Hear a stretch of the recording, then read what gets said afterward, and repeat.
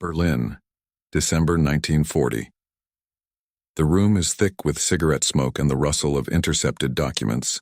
A senior officer of the Abwehr, German military intelligence, leans back in his chair, reading a decoded American radio transmission. His eyes scan the numbers. 50,000 aircraft. President Roosevelt's promise to build 50,000 warplanes within a year. He reads it again. Then he laughs. Not a polite chuckle. A full dismissive laugh that echoes off the concrete walls. He slides the report across the table to his colleague, who reads it and shakes his head with equal amusement. Around them, other intelligence officers share the joke. 50,000 planes, from a nation that barely has an army, from a country that builds cars and washing machines, not fighters and bombers. One officer taps the paper with his finger. Propaganda, he mutters. Roosevelt is bluffing to scare us. Another nods. The Americans don't even have the factories, or the pilots, or the will. They file the report away. Another piece of enemy fantasy. Another reason to dismiss the sleeping giant across the Atlantic. But the laughter would not last long. In the autumn of 1939, when Germany invaded Poland and the world plunged into war, the United States Army Air Corps ranked 18th in the world. 18th, behind Romania, behind Portugal. The entire American Air Force consisted of fewer than 2,000 combat aircraft, many of them obsolete biplanes left over from the previous war. Pilots trained in cramped civilian airfields. Mechanics worked with outdated manuals. The infrastructure for modern aerial warfare simply did not exist. Germany, by contrast, possessed the most formidable air force on the planet. The Luftwaffe had been forged in secret throughout the 1930s, hidden behind civilian aviation clubs and glider schools, then unleashed in Spain during the Civil War.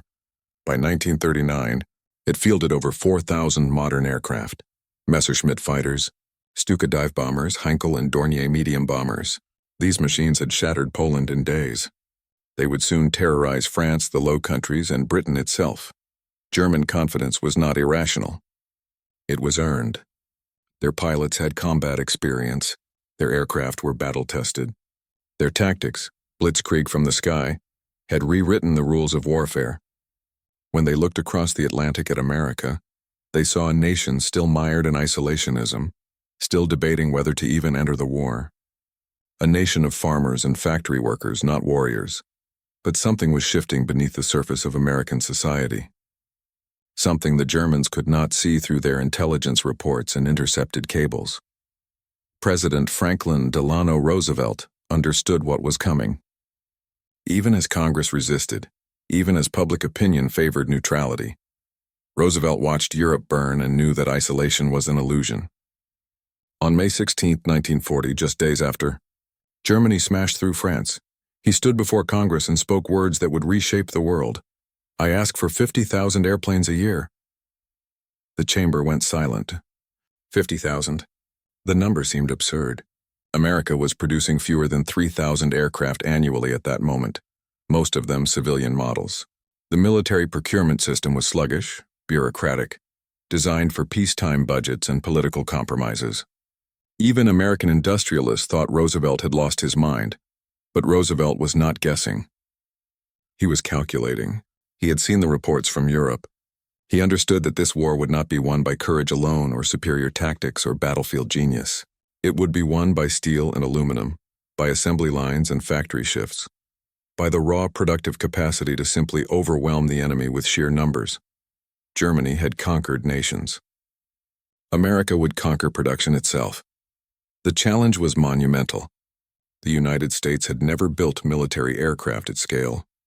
The existing manufacturers, Boeing, Douglas, Consolidated, Lockheed, were small operations, craft-based shops where skilled workers assembled planes almost by hand. A single B-17 Flying Fortress required over 400,000 individual parts. Constructing one took months. The idea of producing thousands, tens of thousands, seemed like science fiction. Yet Roosevelt was betting everything on American industry. On the assembly lines that had revolutionized automobile production, on the vast networks of steel mills, aluminum smelters, rubber plants, and electronics factories that stretched across the continent, on the willingness of a free people to transform their entire economy for a war they had not yet entered. German intelligence officers filed Roosevelt's speech under propaganda. They calculated that even if America entered the war, it would take years to build a meaningful air force, years they did not have. By then, Germany would control all of Europe, possibly Britain, and the war would be over. They were looking at the numbers. But they were missing the revolution. The transformation began not in military shipyards or government arsenals, but in places like Detroit, Pittsburgh, and Los Angeles. In factories that had spent the previous decade churning out Chevrolets and Fords, refrigerators and radios. The American industrial landscape in 1940 was the most productive on Earth, but it was oriented entirely toward consumer goods. Converting that vast machinery to weapons of war would require a reimagining of manufacturing itself. Roosevelt understood he needed someone who spoke the language of industry. In May 1940, he appointed William Knudsen, the Danish-born president of General Motors, to lead the National Defense Advisory Commission. Knudsen was a giant of American manufacturing, a man who had helped Ford perfect the assembly line and then built GM into an empire. He arrived in Washington with no government experience and one simple philosophy: make things, make them fast, and make them in quantities the world had never seen. Knudsen moved through Detroit like a force of nature. He visited Ford, Chrysler, General Motors, the big three automakers, and laid out the challenge. Retool your assembly lines. Convert your production capacity. America needed tanks, aircraft engines, bomber fuselages, and it needed them now. Henry Ford initially resisted, claiming his factories were too specialized for military work. Knudsen didn't argue. He simply showed Ford the blueprints for the B-24 Liberator bomber and asked how many he could build per month. Ford's engineers said it was impossible. The B-24 was too complex, too large, too dependent on skilled labor. Knudsen shrugged. Then make it possible. Within months, Ford broke ground on Willow Run, a factory complex in Michigan that would become the single largest room under one roof anywhere in the world. Over 3 million square feet of production space, designed around a central assembly line that stretched for over a mile. The vision was audacious. Apply automotive mass production techniques to 4-engine heavy bombers. Build them the way you build cars, one every hour, but factories were only part of the equation. America needed aluminum and lots of it. In 1940, the entire U.S. aluminum industry produced around 400 million pounds per year. A single B-17 bomber required over 12,000 pounds of aluminum. Roosevelt's 50,000 plane goal would consume more aluminum than the nation had ever produced. The government poured money into new smelters, hydroelectric dams to power them, bauxite mines to feed them. By 1943, American aluminum production would increase sevenfold. Steel, rubber, copper, electronics. Every supply chain had to scale simultaneously. The government guaranteed contracts, offered cost-plus pricing, eliminated red tape. Companies that had competed for decades suddenly shared patents, collaborated on designs, cross-trained workers. The entire economy was being rewired in real time. Henry Kaiser, a West Coast industrialist with no shipbuilding experience, applied the same mass production logic to cargo ships. His Liberty ship program would eventually produce vessels faster than Germany could sink them, one ship every 42 days at its peak. The same principles spread to aircraft production: modular construction, standardized parts, prefabricated sections assembled on moving lines. What had once taken months could now be measured in weeks, then days. The workforce transformation was equally radical. In 1940, aircraft manufacturing employed roughly 60,000 workers nationwide. By 1943, that number would explode to over 2 million. Women flooded into factories, taking jobs previously reserved for men. Rosie the Riveter was not just a propaganda poster. She was real, working 10-hour shifts in shipyards and aircraft plants from Seattle to Long Island. African Americans migrated north and west, finding industrial work that had been closed to them before the war. Teenagers lied about their age to get hired. Retirees returned to the workforce. Training programs condensed years of apprenticeship into weeks of intensive instruction. Welding, riveting, sheet metal work, hydraulics, electrical systems, skills that had belonged to craftsmen were taught to anyone willing to learn. The quality varied at first. Early aircraft had defects, structural issues, poorly fitted parts. But the system learned. Quality control improved. Production accelerated. Roosevelt christened this effort the Arsenal of Democracy in a fireside chat in December 1940. His voice crackled over radios in living rooms across America, explaining that even without entering the war directly, the United States would become the supplier for nations fighting fascism.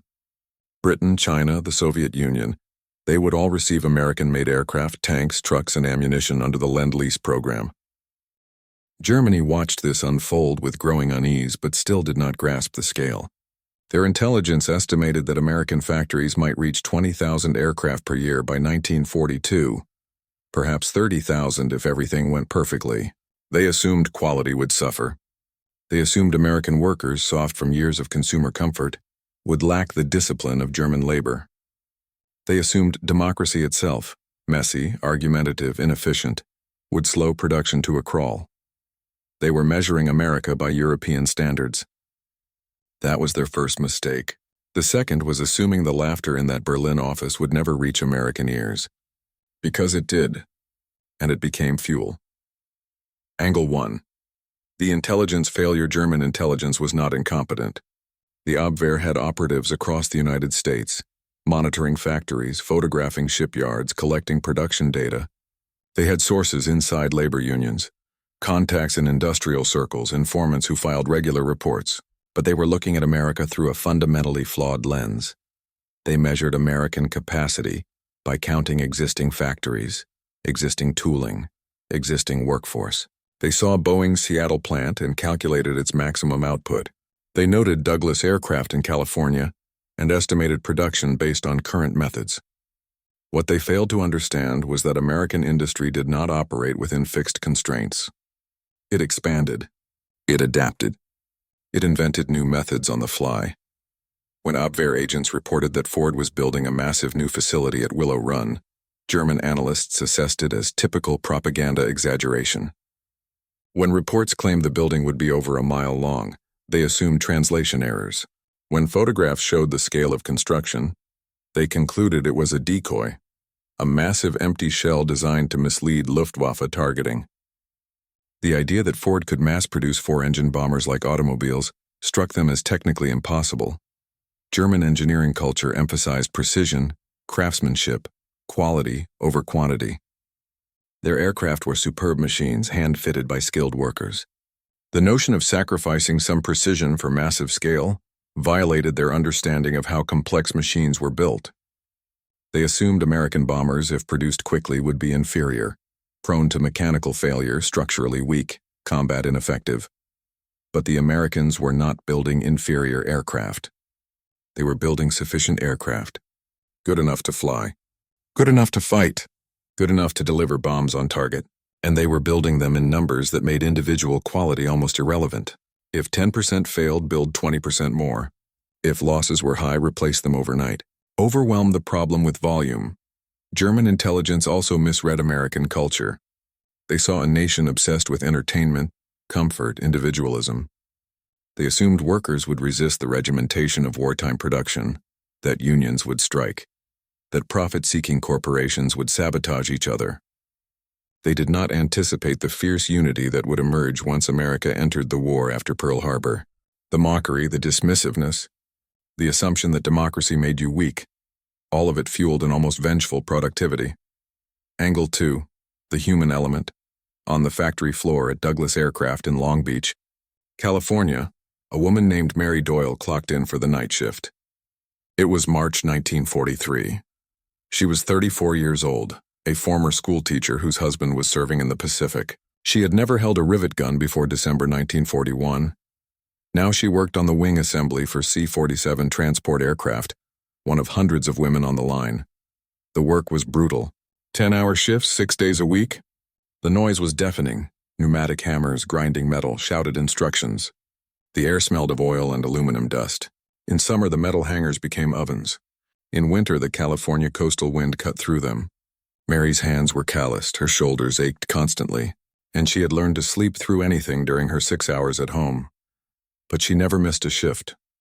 Across the country, millions of ordinary Americans were making the same choice, not out of some abstract patriotism, but out of tangible personal stakes. Every woman working the assembly line had a husband, brother or son in uniform. Every rivet meant better armor. Every completed bomber meant more protection for troops on the ground. The connection between factory floor and battlefield was visceral, immediate. The government understood this and fed it deliberately. Posters covered factory walls showing bombers in action, fighters escorting convoys, transport planes dropping supplies to surrounded troops. Production quotas were framed as battles.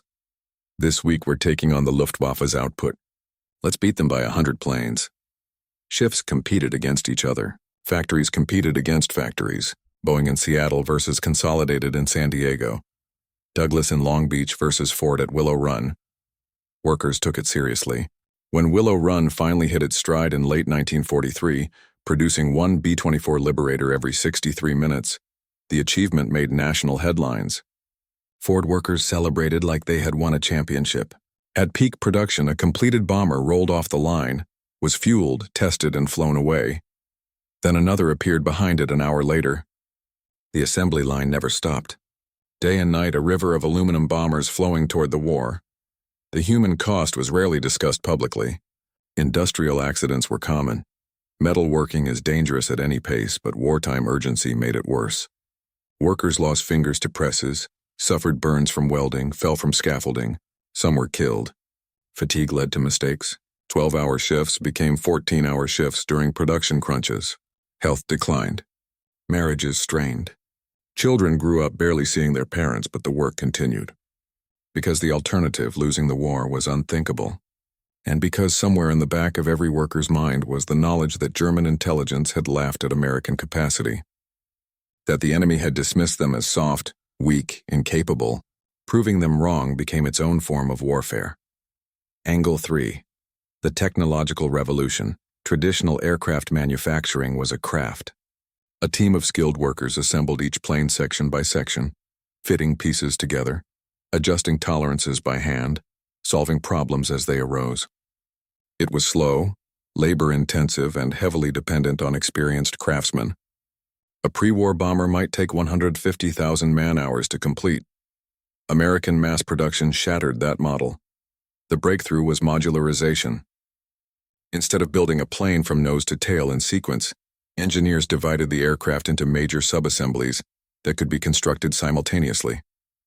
The nose section, cockpit, bomb bay, wing assemblies, tail section, each became its own production line. Workers specialized in one section, repeating the same tasks until they achieved extraordinary speed and precision. At Willow Run, Ford took this further. They divided the B-24 into 426 subassemblies. Each subassembly moved through its own production sequence before converging on the final assembly line. Jigs and fixtures held components in precise position, eliminating the need for constant measurement and adjustment. Pre-drilled holes aligned perfectly. Standardized parts meant any rivet, any bolt, any hydraulic line fit exactly where designed. The final assembly line operated like a conveyor belt for giants. Incomplete bombers moved on massive wheeled platforms pulled by overhead winches. Workers stood at fixed stations, performing specific tasks as each aircraft passed. Install hydraulic systems, mount engines, connect control cables, fit gun turrets, wire electrical systems. Each station had exactly the time it took for the line to advance to complete its tasks. No wasted motion, no confusion about what came next. Quality control happened in parallel. Inspectors checked each subassembly before it reached final assembly. Pressure tests verified hydraulic systems. Electrical circuits were traced and tested. Engines were mounted, run, and certified before the bomber ever left the factory floor. By the time a B-24 reached the end of the line, it was ready to fly. Angle 4. The leadership vision. Franklin Roosevelt never saw himself as a military strategist. He was a political animal, a pragmatist who understood power in terms of resources and will. When he called for 50,000 aircraft in May 1940, he was not making a precise calculation. He was setting an impossible goal to force innovation. He knew that aiming for 30,000 would yield 20,000. Aiming for 50,000 might yield 40,000, or more. This was psychological warfare directed inward, at American industry itself. Roosevelt bet that telling capitalists they couldn't do something was the surest way to make them do it. He dangled government contracts worth billions, eliminated antitrust restrictions, allowed cost-plus pricing that guaranteed profit. But he also challenged their pride. Can you do this? Can you really? William Knudsen became the executor of that vision. Unlike many wartime administrators who got lost in bureaucracy, Knudsen operated with startling simplicity. He cut through procurement red tape by phone calls and handshake deals. When Ford needed machine tools that were back-ordered for 2 years, Knudsen called other manufacturers and redistributed their allocations. When Boeing needed raw materials, he rerouted shipments from civilian projects. He operated with the authority of the president and the mindset of a plant manager. Get it done, figure out the paperwork later. But the real genius was in the design philosophy he enforced. Knudsen understood that perfect was the enemy of sufficient. When military planners wanted to redesign aircraft mid-production to incorporate improvements, Knudsen said no. Build what works now. Build it in volume. Improvements can come in the next production run. This discipline prevented the endless modifications that plagued German aircraft production, where factories constantly retooled for new variants, killing efficiency. Henry Kaiser brought a different kind of leadership, relentless optimism bordering on delusion. He had never built ships before taking on the Liberty ship program, but he refused to be limited by what shipbuilding traditionally entailed. When experts said welding ships was inferior to riveting, he proved them wrong with better welding techniques. When they said assembly line shipbuilding was impossible, he built slipways that moved like factory floors. His attitude infected the aircraft industry. If it hasn't been done, that just means we do it first. Charles Sorensen, Ford's production chief, applied the same ruthlessness to Willow Run. When engineers said certain parts were too complex for mass production, Sorensen redesigned them. When bottlenecks appeared, he reorganized entire sections of the line overnight. He fired managers who couldn't keep pace. He promoted factory workers who showed initiative. He ran the facility with an almost military discipline. No excuses, only results. These men were not gentle leaders. They were demanding, often brutal in their expectations. Workers collapsed from exhaustion. Suppliers went bankrupt trying to meet deadlines, but they created a culture where the impossible became routine, where it can't be done was answered with, watch us. Angle 5, the enemy's perspective, somewhere over the Ruhr Valley, April 1943, a German Luftwaffe pilot named Klaus Müller climbed into his Messerschmitt Bf 109 for another intercept mission. He had flown combat since 1940. Poland, France, the Battle of Britain. He was an ace with 14 confirmed kills. He knew how to fight bombers. But the bomber streams he faced now were different. Bigger, denser, protected by swarms of escort fighters. In the past year, the raids had grown from dozens of aircraft to hundreds. The Americans flew during the day, their B-17s and B-24s in tight formations bristling with guns. The British flew at night, blanketing cities with incendiaries. There was no respite, no break in the attacks. Müller's squadron had started the year with 18 aircraft. Now they had 9 serviceable fighters. Replacement pilots arrived with barely 30 hours of training. Boys who didn't know how to dogfight, who panicked when tracers flashed past their canopy. The veterans tried to protect them, but the mathematics were impossible. Every mission meant facing hundreds of enemy aircraft. Even downing 5 bombers meant little when 50 more came behind them. German pilots began to understand what their intelligence officers had missed. The Americans weren't sending their best pilots or their finest aircraft. They were sending everything. Mass production translated directly to mass presence. For every bomber shot down, 2 more appeared. For every fighter destroyed on the ground, 3 arrived at the airfield. The Luftwaffe was drowning in numbers. In Berlin, Reichsmarschall Hermann Göring raged at his staff. How could American production be so high? Where were they getting the aluminum, the engines, the pilots? His intelligence chiefs showed him the reports. Willow Run alone was producing more bombers per month than Germany's entire aircraft industry. Göring declared it enemy propaganda, fabricated numbers meant to damage morale. But the evidence filled German skies every day. Formation after formation, silver bombers glinting in the sun, leaving contrails that stretched horizon to horizon.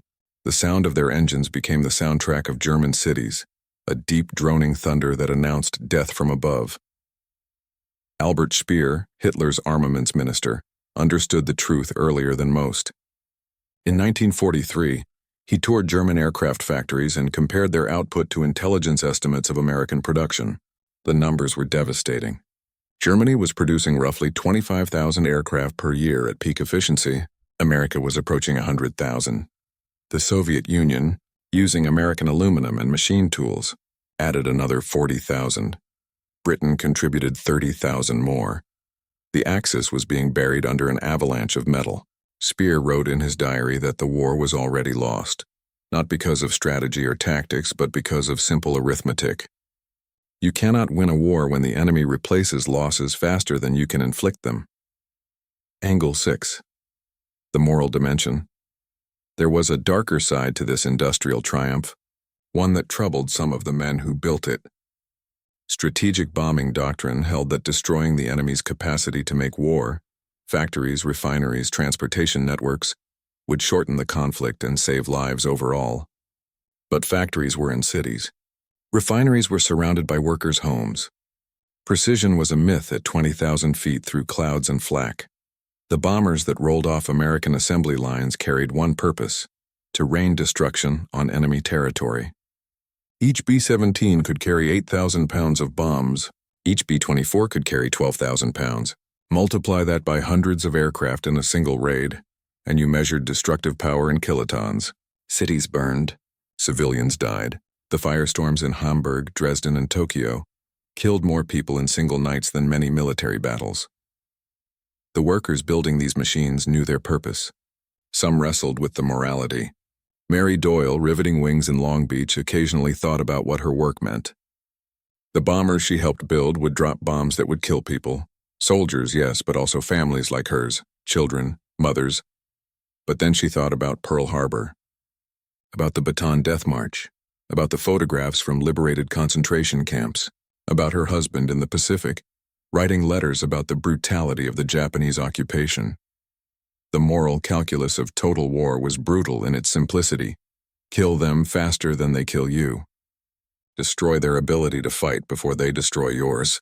The side with the most factories, the most workers, the most will to produce, that side would survive. American industry didn't start the war. But once committed, it prosecuted the war with a totality that shocked the world. Democracy, it turned out, could be just as ruthless as tyranny when truly threatened. Perhaps more so, because democratic production was voluntary, millions of individuals choosing every day to build the tools of destruction, not because a dictator commanded it, but because they believed in the cause. January 1942. Willow Run stood incomplete, a skeleton of steel beams and half-finished walls stretching across the Michigan countryside. Henry Ford had promised miracles. So far he had delivered a construction site and excuses. The assembly line existed only on paper. The tooling was months behind schedule. Engineers argued over every design detail. Labor problems plagued the site: housing shortages, transportation bottlenecks, worker turnover. Critics called it Willow Run, Will It Run? Ford's reputation was on the line. Knudsen was losing patience. The newspapers that had celebrated the project now mocked it. One journalist wrote that the building was so large it created its own weather. Rain clouds formed inside the structure. Another quipped that Ford should stick to cars. But slowly, impossibly, the chaos resolved into order. By autumn 1942, the first B-24 Liberators began moving down the line, one per day, then two. The pace was agonizing compared to the promises, but it was movement. Workers learned their stations. Supply chains stabilized. Quality improved. By December 1942, Willow Run was producing one bomber every 4 hours. Not good enough. But getting there. Across the country, the story repeated with variations. Boeing's Seattle plant ramped up B-17 production. Douglas churned out A-20 attack bombers and C-47 transports. Consolidated in San Diego built B-24s. North American Aviation produced P-51 Mustang fighters. Every factory fought through the same growth pains: shortages, delays, learning curves. But every factory improved month over month. And then the numbers began to speak for themselves. In 1941, American factories produced 19,433 aircraft. Germany produced 11,176. The gap was notable but not overwhelming. In 1942, American production jumped to 47,136 aircraft. Germany reached 15,556. The gap widened. But Germany still controlled continental Europe, still commanded veteran forces, still held the advantage in combat experience. But 1943 was when the mathematics became violence. American factories produced 85,198 aircraft that year. Germany managed 24,807. The ratio was nearly 4-1, but raw numbers told only part of the story. The Americans were building 4-engine heavy bombers, B-17s and B-24s, in quantities Germany couldn't match with their twin-engine medium bombers. Each American heavy could carry 3 times the bomb load, fly twice the distance, and survive significantly more damage. They were flying fortresses in the most literal sense, bristling with 50-caliber machine guns, armored cockpits, self-sealing fuel tanks. By mid-1943, Willow Run hit its stride. 1 B-24 every 63 minutes. The assembly line ran 24 hours, 3 shifts, 7 days a week. Completed bombers rolled out the doors faster than test pilots could fly them away. Ford built temporary airstrips around the facility just to store finished aircraft waiting for delivery. From above, the Michigan countryside looked like a parking lot for giants. Rows upon rows of silver bombers gleaming in the sun. The 8th Air Force in England began to feel the impact. In 1942, they had struggled to put together raids of 50 bombers. By summer 1943, they launched missions with 300 aircraft. By autumn 400, the logistics were staggering. Each bomber required a 10-man crew, tons of fuel, thousands of pounds of bombs, ammunition, spare parts, ground support equipment. But the aircraft kept arriving from America, fresh from the factories, smelling of paint and hydraulic fluid, ready to add their weight to the offensive. The tactical evolution happened in parallel. Early American daylight bombing raids had been disasters. B-17s flying without fighter escort deep into Germany suffered catastrophic losses, sometimes 20% or more per mission. The Luftwaffe tore into the formations with cannon-armed fighters. German flak batteries perfected their targeting. Bomber crews flew knowing the odds of completing a 25-mission tour were worse than surviving Russian roulette. But 2 factors changed the equation. First, the Americans learned. They tightened formations so defensive fire overlapped. They improved tactics, varied altitudes, used deception. Second, they produced the P-51 Mustang, a fighter with range to escort bombers all the way to Berlin and back.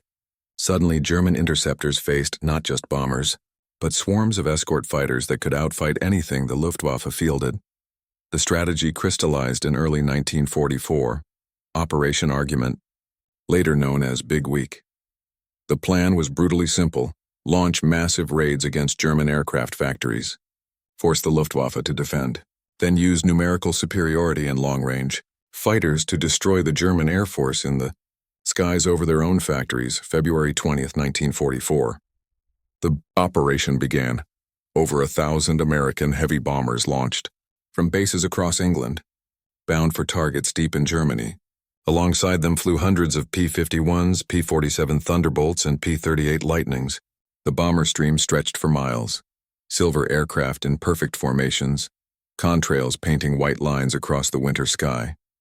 The roar of 16,000 engines could be heard from the ground, a mechanical thunder that announced the arrival of American industrial might. German radar stations tracked the formations and sounded the alarm. Every available Luftwaffe fighter scrambled. Messerschmitts, Focke-Wulfs, even obsolescent older models pressed back into service.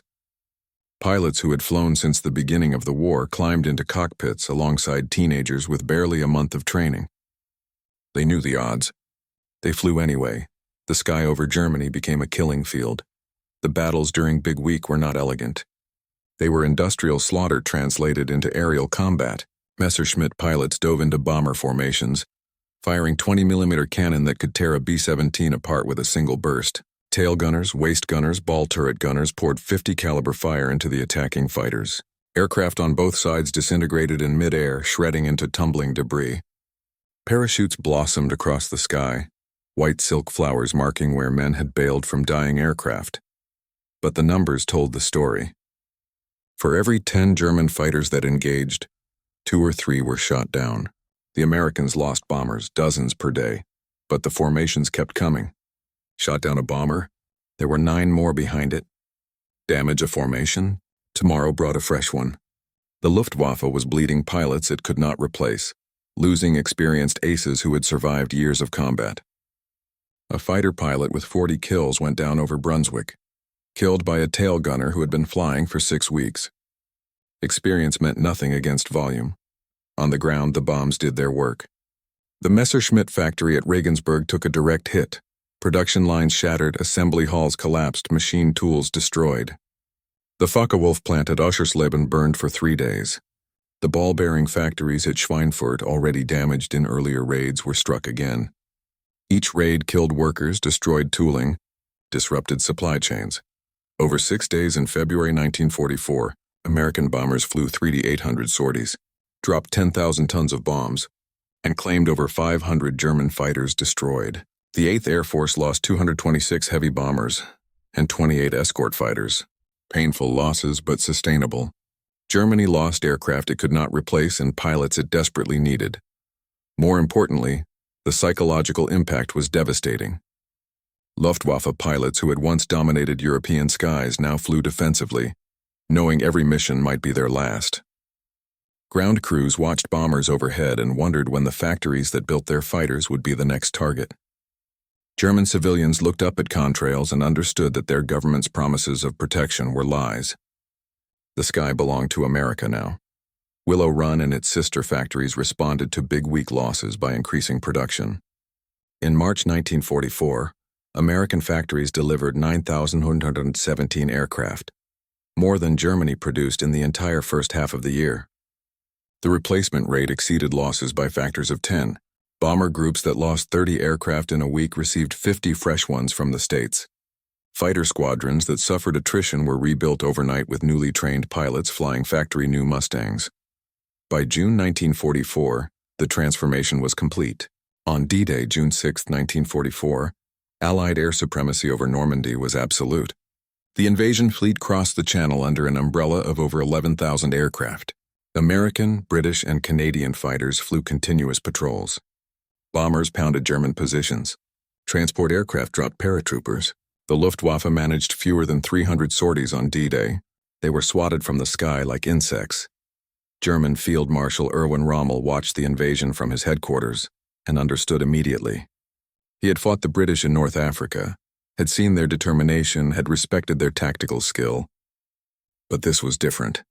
This was American industrial power made manifest. The sky was black with aircraft. The beaches crawled with landing craft, each one built in shipyards that produced faster than U-boats could sink them.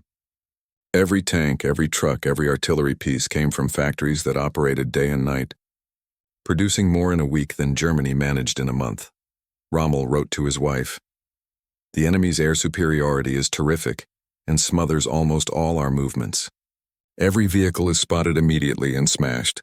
We are facing an enemy who outproduces us by a factor of 10 and destroys everything in his path."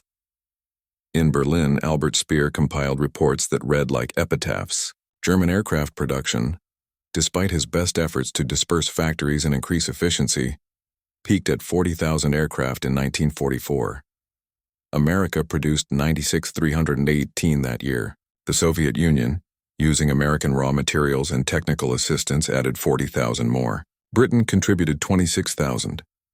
The Axis faced a combined Allied production of over 160,000 aircraft in a single year. The numbers were genocidal in their implications. Not genocide of people, but genocide of possibility. The complete annihilation of Germany's capacity to resist. Every airfield was a target. Every synthetic oil refinery was burning. Every transportation hub was bombed into rubble. By autumn 1944, German pilots trained on 1/10 the fuel their American counterparts received. Aircraft sat on airfields, grounded for lack of fuel. Production numbers became meaningless when finished fighters couldn't fly. The laughter in that Berlin intelligence office in 1940 had become a grotesque memory. Officers who had dismissed American production claims now filed reports documenting their own destruction. Abwehr analysts who had marked Roosevelt's 50,000 plane promise as propaganda now counted formations of 300 bombers, striking targets in broad daylight. Unmolested, confident in their numerical superiority, one German intelligence officer, perhaps, the same one who had laughed 4 years earlier, wrote a classified assessment in October 1944. His tone was clinical, detached, the professional objectivity of a man describing an inevitable catastrophe. American industrial capacity exceeds all previous estimates by factors we did not consider possible. Their production is not constrained by resources, labor, or will. They have converted their entire economy into a weapons factory, and the output is sufficient to equip not only their own forces, but those of their allies. We are facing an enemy who replaces losses faster than we inflict them. Continuation of the current strategic situation is unsustainable. The report was filed and forgotten. By that point, the outcome was no longer in question. It was only a matter of time.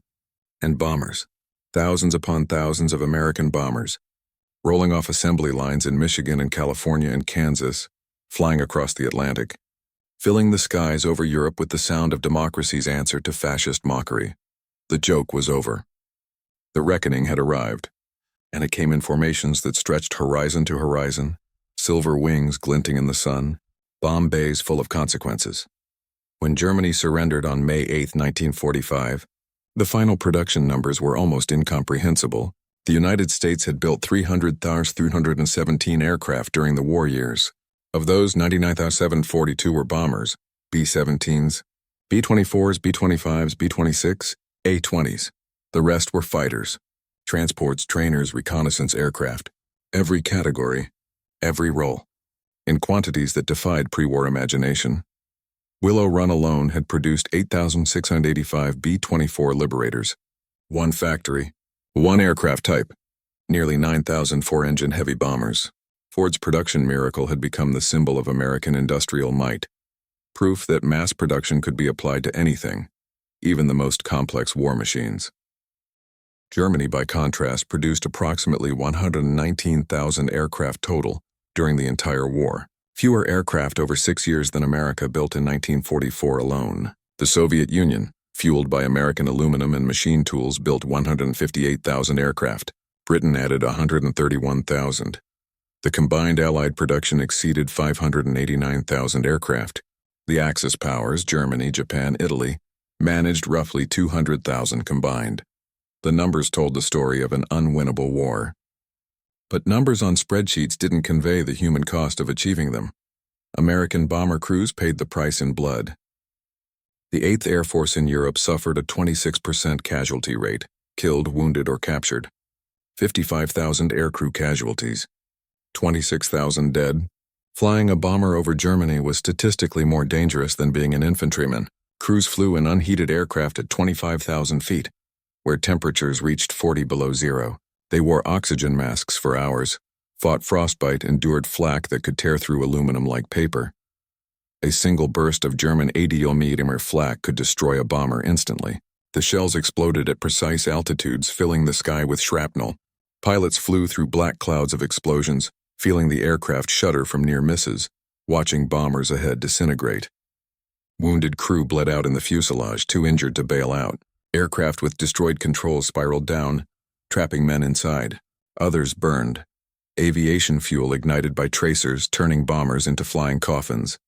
The men who survived completed tours, carried the memories forever. The screams over the intercom when a gunner took shrapnel. The sight of friends' aircraft exploding in midair. The sickening feeling of a bomber breaking apart beneath you. The desperate scramble for parachutes as altitude dropped. 50 missions. 25 missions. Even one mission was enough to scar a man for life. On the ground in Germany, the consequences were catastrophic. Strategic bombing destroyed more than factories. It annihilated entire city centers. Hamburg, Dresden, Berlin, Cologne. Medieval architecture that had stood for centuries was reduced to rubble in hours.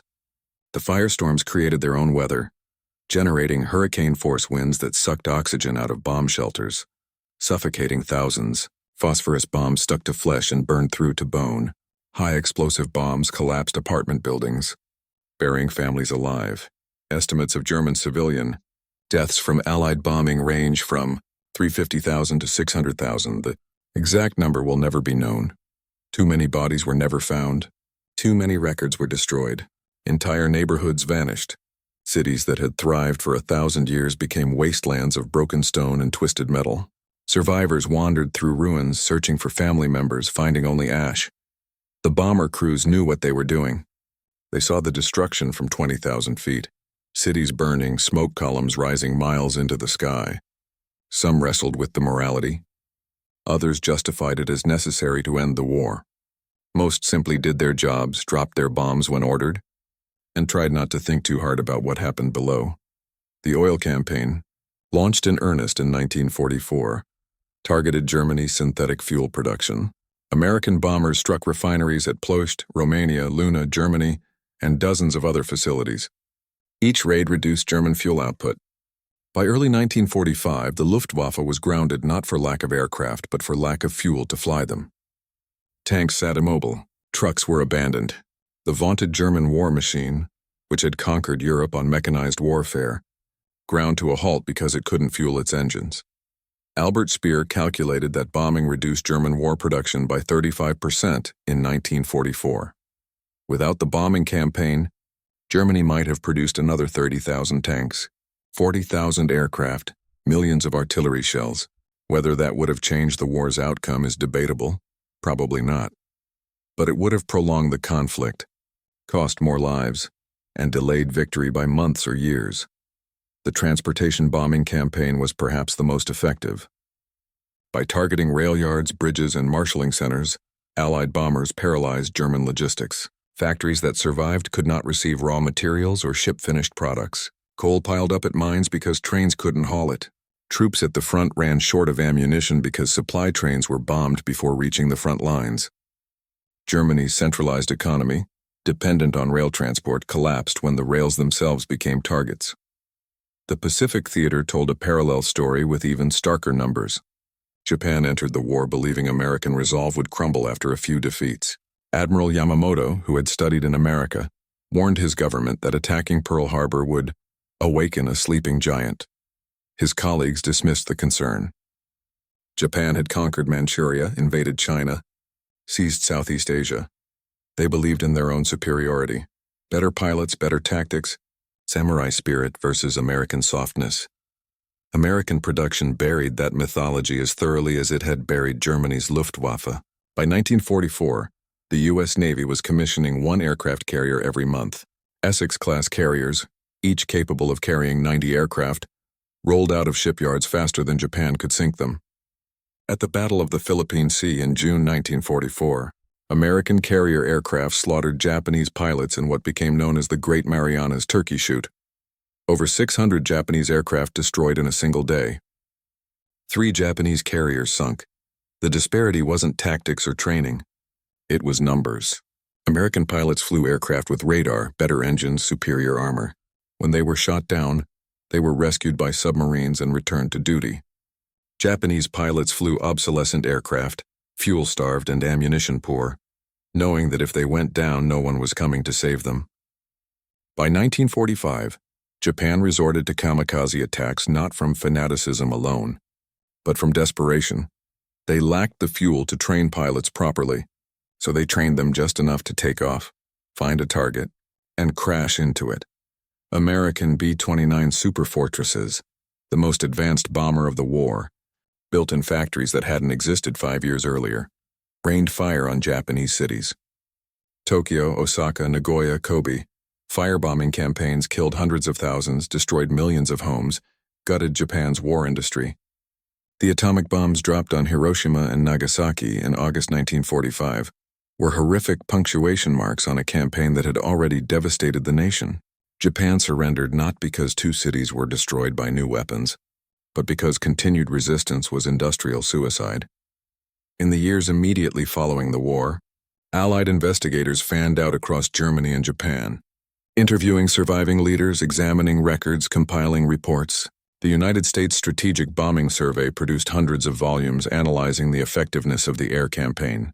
The conclusions were complex. Strategic bombing was less precise and more costly than pre-war doctrine suggested, but ultimately decisive when combined with ground offensives and economic blockade. German generals and industrialists, imprisoned and awaiting trial, spoke candidly about what had defeated them. General Alfred Jodl, chief of operations for the German High Command, testified that Allied air superiority made coordinated defense impossible. We could not move reinforcements without being attacked from the air. We could not supply the front adequately. Every concentration of forces was spotted and bombed. Albert Speer wrote in his memoirs, published years later, about the moment he realized the war was lost. It wasn't a specific battle or territorial loss.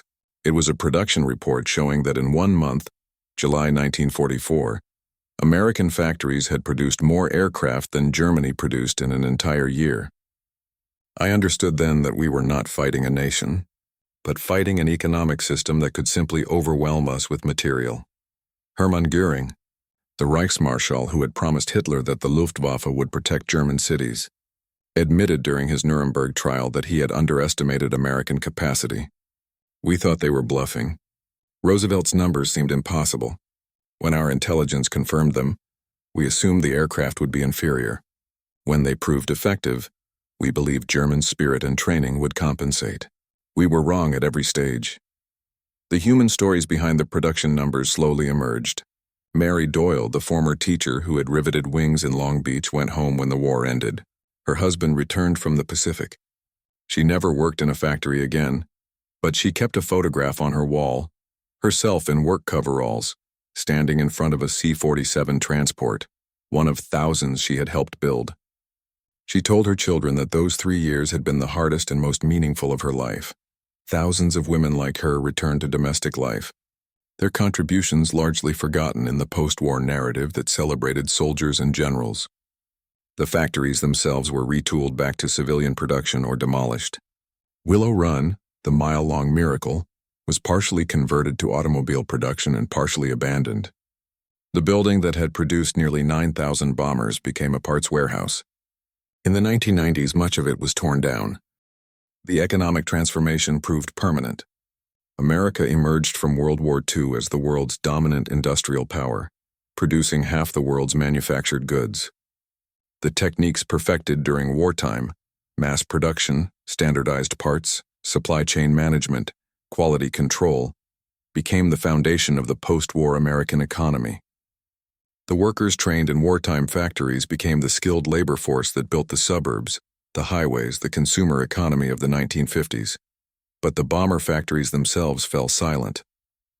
The B-17s and B-24s, once produced by the hundreds each month, were scrapped by the thousands, too expensive to maintain. Obsolete in the jet age, aircraft that had cost $200,000 each to build were sold for salvage at $500 apiece. Aluminum from bombers that had flown over Germany became siding for houses, bodies for automobiles, cans for beer. Some aircraft survived. Museums preserved a few dozen as memorials. Veterans groups restored them, kept them flying. On summer afternoons, you can still hear the sound of radial engines over air shows, a B-17 or B-24 flying low, its pilots mostly in their 20s, recreating the sound that once filled German skies. The roar is nostalgic now, historical, divorced from the terror it once represented. The human cost outlived the aircraft. Veterans carried wounds that never healed. Physical scars from flak and frostbite, psychological damage from trauma and loss. Bomber crews had the highest rates of PTSD in the American military, though the term didn't exist yet. They called it flak happy or combat fatigue. Men who had flown missions over Germany woke screaming decades later, trapped in nightmares where their aircraft was burning and the bailout hatch was jammed. German civilians rebuilt their cities from rubble, but the memory of the bombing remained. An entire generation grew up in the shadow of destruction, their childhoods defined by rationing, ruins, and missing fathers. The psychological impact shaped German culture for decades, a deep ambivalence toward militarism, a commitment to never repeat the mistakes that led to such devastation. The final irony was that the laughter in that Berlin intelligence office in 1940 had been based on reasonable assumptions. By any traditional measure, Germany's assessment was logical. America had no meaningful military, no modern aircraft industry, no combat experience. Building 50,000 aircraft in a year was genuinely impossible, by 1940 standards. But America didn't play by 1940 standards. It rewrote the rules, applied industrial logic that hadn't been tested at that scale, and gambled everything on the belief that production could substitute for experience. Quantity for quality and sheer overwhelming force for tactical elegance. The gamble worked. Democracy proved it could outproduce dictatorship. Free workers proved more effective than slave labor. Market-driven efficiency, even with government coordination, surpassed centrally planned economies. The price was paid in broken cities, shattered lives, and a world forever changed by the knowledge that industrial warfare could achieve destruction on scales previously unimaginable. The laughter died somewhere over Germany, lost in the thunder of 10,000 engines, drowned in the rain of bombs that followed disbelief. It died in the moment when German intelligence officers stopped filing reports marked propaganda and started counting actual formations. 300 bombers here, 400 there, numbers that kept growing until they filled the sky. What that laughter represented was not stupidity or incompetence. It was the failure of imagination. The failure to understand that a different kind of nation, built on different principles, might approach war in a fundamentally different way.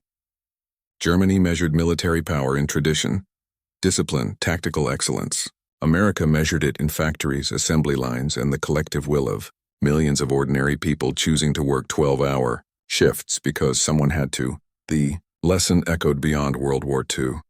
Every conflict since has been shadowed by the same truth that wars between industrial powers are won in factories as surely as on battlefields, that production capacity is strategic power, that underestimating an opponent's ability to mobilize resources is the first step toward defeat. But the lesson carries darker implications too. The 100,000 bombers were not abstract symbols of industrial might. They were instruments of destruction that killed hundreds of thousands of civilians, burned cities that had stood for centuries, and inflicted trauma that rippled across generations. The moral complexity of that achievement, saving democracy by unleashing industrial-scale violence, remains unresolved. Necessary, perhaps, justified, arguably, but never simple, never clean. The men and women who built those aircraft did so believing they were preventing greater evil. They were probably right. But righteousness doesn't erase the weight of what was done. The bombers that saved the world also destroyed it, piece by piece, city by city, until the enemy could no longer fight. In the end, the transformation of America from a third-rate military power to the arsenal of democracy took less than 5 years. 5 years from laughter to surrender. 5 years from impossible promises to overwhelming reality. The speed of that transformation remains one of history's most remarkable achievements and one of its most troubling demonstrations of what industrial civilization can accomplish when it decides that nothing matters except winning. The factories are mostly gone now. The workers have passed into history. The bombers themselves are museum pieces, carefully preserved relics of a time when the impossible became routine. But the echo remains. The sound of a nation that was underestimated, mocked, dismissed, and then produced its answer in aluminum and steel.